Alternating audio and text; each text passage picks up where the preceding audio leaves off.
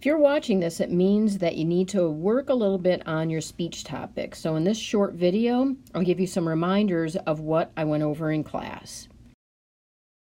So I have 4 tips for selecting a topic. First of all, try to find new or unusual information. And what I mean by that is, don't give us information that we already know about. So if you were giving a speech on 3 fun things to do in New York City, do something other than what we already know, like the Statue of Liberty, Central Park, or the Empire State Building. We're going to be a lot more interested and will definitely pay attention. Secondly, you want to make sure that it's interesting or can be made interesting to you and your audience. So is it something that the audience can relate to and something that you actually really like? In the late 90s, I had a student who was an environmental science major, and she wanted to give a speech on 3 ways that gas stations had to comply with new EPA guidelines that were going into effect, like in 1999. And I was like, ugh, it doesn't sound very interesting. And her comment was, well, it is really interesting. And my reply was, well, it's interesting to you because it's your major. And I will say it was a really cool speech because she related it to the gas stations and the changes that the gas stations were making around town and near campus. So she pulled in those examples so we could relate to it. And she also kept it really simple.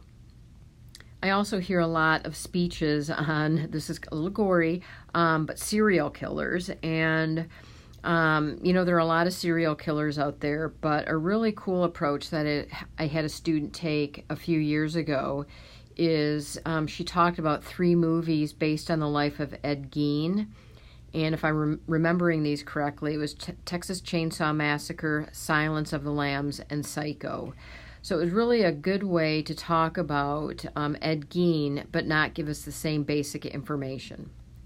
Third, because it's a requirement, you need to be able to do research. So make sure that this is information that you can look up. So before you select a topic and turn in your topic approval form, make sure that you do a little bit of background research, that there's enough information there.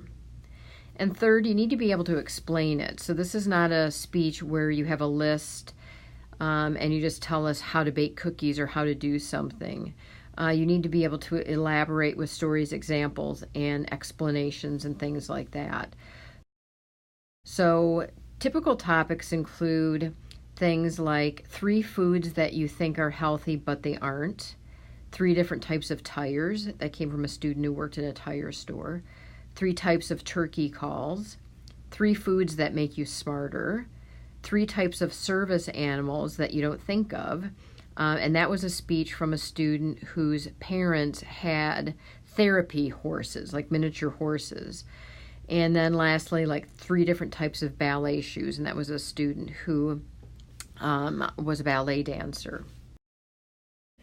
If you're still a little unsure, be sure to come by my office during office hours or send me an email and I can schedule an appointment with you. And then we can talk over some specifics about what you need to work on with your topic. But good luck, and I'll see you in class.